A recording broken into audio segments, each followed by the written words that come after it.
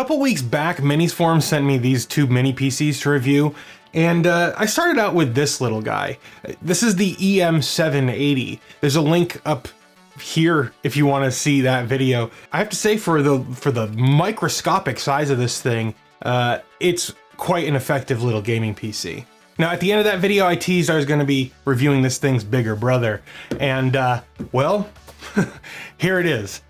This is the Minis Forum Neptune series HX100G. I love this thing. I mean, look at it. It's bigger, it's meaner, it's an absolute gaming monster. This thing has a Ryzen 7 7840HS processor with 8 cores, 16 threads, a base clock of 3.8 GHz, and boost up to 5.1 GHz. It's a Zen 3 Plus architecture and includes the integrated Radeon 780M graphics. But who cares about that when you have the AMD Radeon RX 6600M graphics card? It has 8 GB of VRAM. This has 32 GB of system RAM, though ChimeraOS only reports 30.61 GB available. Now, this also came populated with a 2230 PCIe 4.0 SSD at 1 TB and an unpopulated slot for further expansion. The rear I/O in this thing is exceptional. 2 HDMI ports, 2 USB-C 4.0 ports, 2 USB 3.2 Gen 2 ports, a single Gen 1 port on the back, and 2.5 gigabit Ethernet. The front also features another Gen 1 port, a headphone jack, microphone jack, a USB-C 3.2 Gen 1 port, and a power button. So we're not wanting for I/O on this thing here, though I do wish that it was standard practice to label ports because I had to look all of this up. Now, for connectivity, we have Wi-Fi 6, and we also have Bluetooth 5.2 built in. And in the box, we have an HDMI cable, the upright base, no,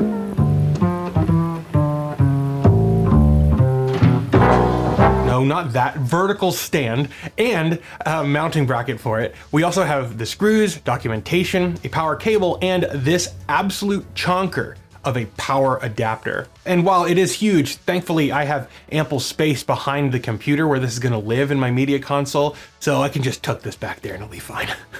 So all of this is great on paper, but what about software? Now, originally it came with Windows 11 on it, but after running a few games to benchmark it, I quickly exorcised the Windows demon from this device. So let's dive into those benchmarks, shall we? Now, keep in mind that this is living in my media console over here.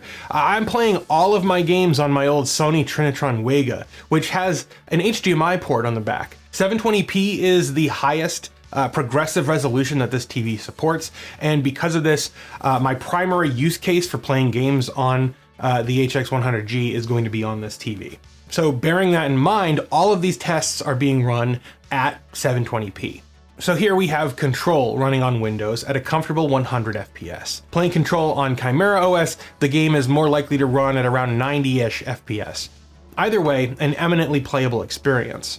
Next up is Doom Eternal, which is a highly optimized title for sure. On Windows, we saw the game running around 420 FPS on average. Linux was running in the 390 FPS range. And looking at these benchmarks, I hypothesized that a highly optimized game is likely to see the greatest difference between Linux and Windows performance. And that's going to be in Windows' favor, since less optimized games will rely more on Windows system calls, and Proton is more efficient than Windows in those system calls.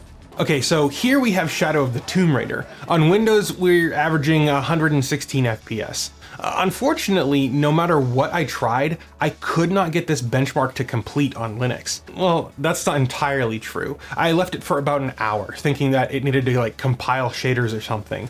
But the whole time it was doing this.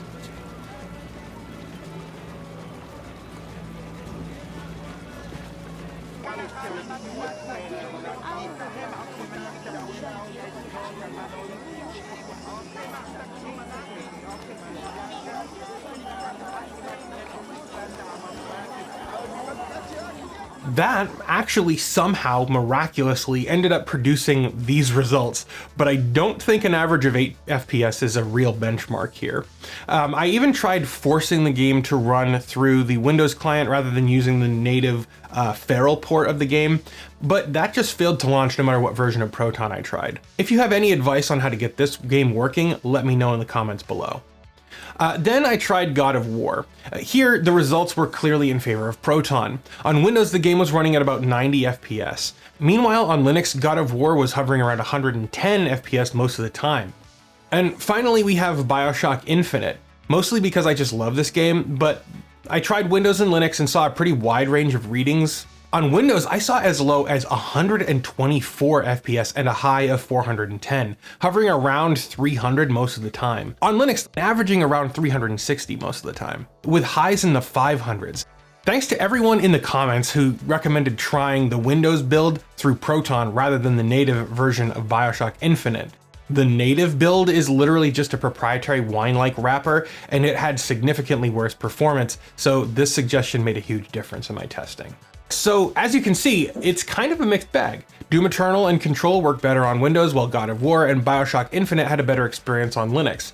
But realistically, it's wasteful to have a game running at 300 FPS, so your experience can only be improved by using an OS like Chimera over Windows, which gives you far more control, especially with a gamepad in the 10-foot experience.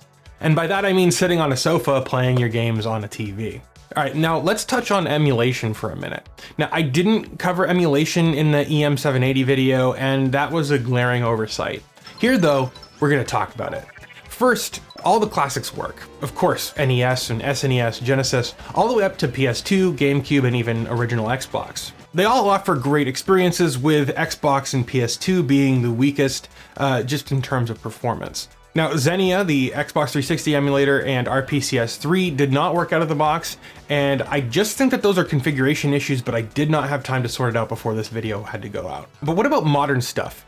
Unfortunately, RioJinx should work, yet it doesn't. RioJinx works on my Steam Deck, and this is a markedly more powerful machine, yet all I was able to get is a black screen. I went and redumped my prod.keys for my vulnerable switch, yet that didn't work. Truthfully, I have more experience with Yuzu, and given that situation, it's not available right now. So if you have any ideas on how to get RioJinx working on this machine, leave your comments down below.